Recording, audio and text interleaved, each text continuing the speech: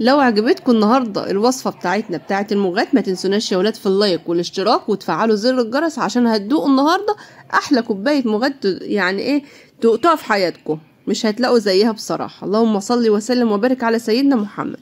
شايفين الجمال؟ بسم الله ما شاء الله. يا مساء الورد والفل والياسمين على اجمل متابعين في الدنيا. كل سنه وانتم طيبين. الشتاء دخل علينا ووحشتوني كتير كتير كتير كتير. بما ان الشتاء دخل علينا المره دي بقى يا اولاد هنغير العتبه، مش كل مره نعمل كرنب. بدل الشتاء دخل علينا لزوم الدفا والغذاء والفيتامينات بتاعه الشتاء، هنعمل النهارده مع بعض احلى كوبايه مغات. لا تقولي بقى حلبة حصى ولا حاجه ملخبطه ولا الكلام ده، لا احنا عندنا كله سمنه بلدي، حاجه كده ايه، حاجه عظمه. عندنا هنا نص كيلو، كل المقادير دي يا ولاد نص كيلو. نص كيلو سمسم، طبعا انا نقيته وخليته زي الفل وانا مش شايفه قدامي بقى، يعني انتوا وظروفكم. نص كيلو سمسم، نص كيلو جوز مبشور زي ما انتوا شايفين كده، اللي هو التخين دوت العريض، نص كيلو جوز عريض. وده نص كيلو مغات، وده نص كيلو تحويجه من عند العطار. كل الحاجات دي من عند العطار. وده نص كيلو بندق كسرته زي ما انتوا شايفين كده، قطعت البندق نصين. ونص كيلو لوز، نص كيلو لوز وبندق، يعني ربع بندق وربع لوز. وده كيلو ونص، ده كيلو ونص سمنه بلدي. الله الله، بصوا بقى حاجه من اللي هي ايه، حاجه من الترميله اللي قلبك يحبها. السمنه البلدي ديت انا اللي عاملاها يا ولاد، بلدي بلدي صافي، مش مغشوشه، مش مزوده حاجه. هنعمل النهارده مع بعض بقى كوبايه المغات، هندي بالنا عشان تطلع مننا مظبوطه، ما انا صارفه ومكلفه. خليكم معايا بقى عشان نروح على البوتاجاز كده ونسمي الله. هنجيب حله ألمونيا عشان الألمونيا حلوه في توزيع درجه الحراره، هنبعد عن الجرانيت خالص. تعالوا بينا بقى على البوتاجاز نكمل وصفتنا. صليتوا بينا على النبي يا اولاد، نقول بسم الله الرحمن الرحيم. كده جبنا برطمان السمنه البلدي، وجبت معايا الحله الجرانيت دي علشان احمر فيها الجوز والزبيب والحاجات دي. لكن المغات نفسه بعمله في حله ألمونيا، لان الألمونيا بتوزع درجه الحراره كويس، فكل الحله بتبقى سوي واحد، مش واحده حته مثلا بتاخد سويه زياده وحته تبقى نيه، لا. اما احب اسوي المغات بسويه في الحله الألمونيا.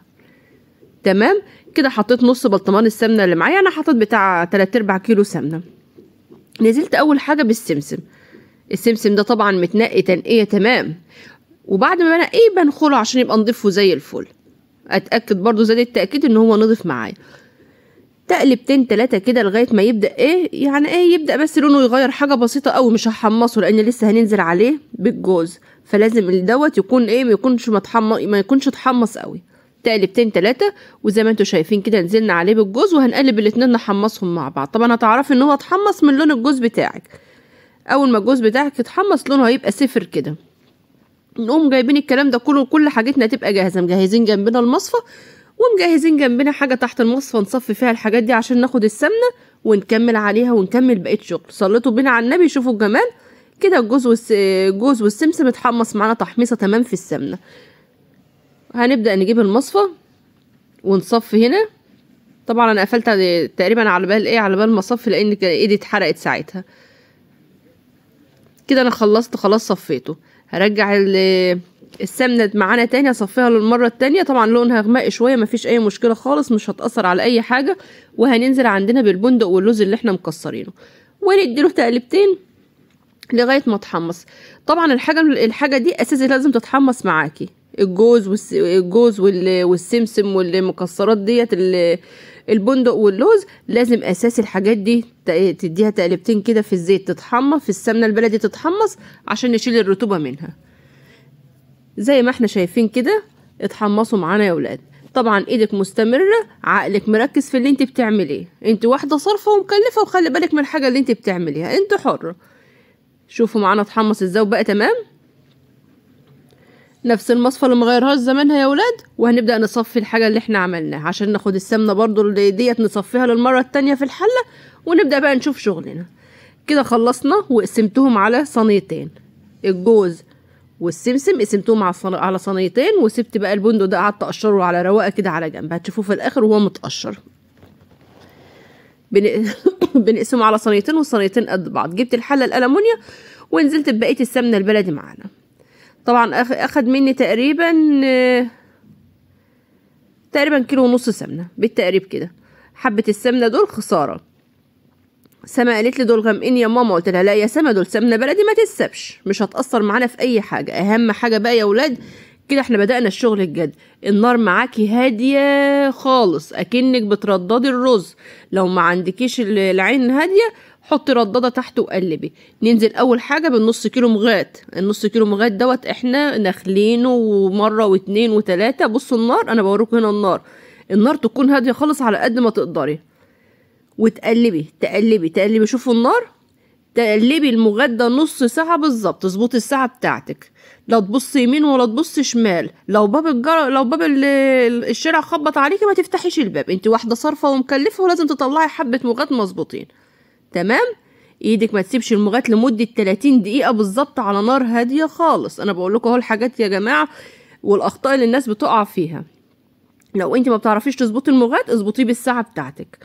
بعد النص ساعه 30 دقيقه على نفس النار الهاديه نزلنا بالتحويجه بتاعتنا ونقلب كله مع بعضه. عايزه اقول لكم ابو عمر اللي كان بيقلب.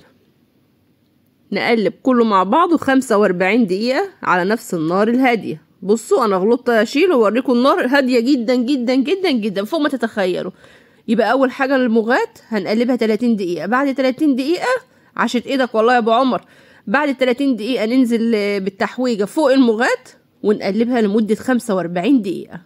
شايفين لونها بقى عامل ازاي؟ بعد ال 45 دقيقه على نفس النار الهاديه هننزل بنص الحاجه اللي احنا حطيناها ديت، السمسم والجوز المتحمص. نسيب نص للوش وننزل بالنص اللي احنا قاسمينه على نصين، ونقلب الحاجات دي على نفس النار الهاديه لمده 3 دقايق.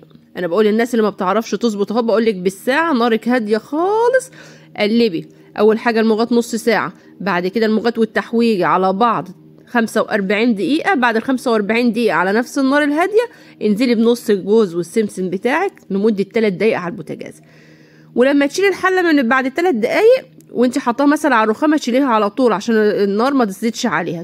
تقعدي تقلبي فيها وهي على جنب كده عشان ايه السخونيه ما تصهدش وتزيد سويه معاكي كده يا ولاد. بعد ال3 دقايق خلاص طفينا اهوت. انا كده كنت طفيت. بصوا الجمال.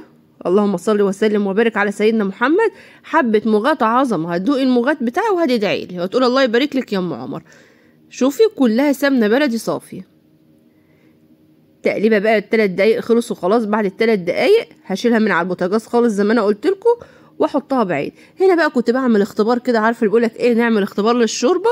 حبه مغات عظمه وتسلم ايديكي يا انا. صلوا بينا على النبي كده يا ولاد ودوقوا اجمل كوبايه مغات. دي بقى كوبايه مغات مفيش فيها ايه، مفيش فيها غلطه زي بيقولوا كده زي الكتاب ما قال.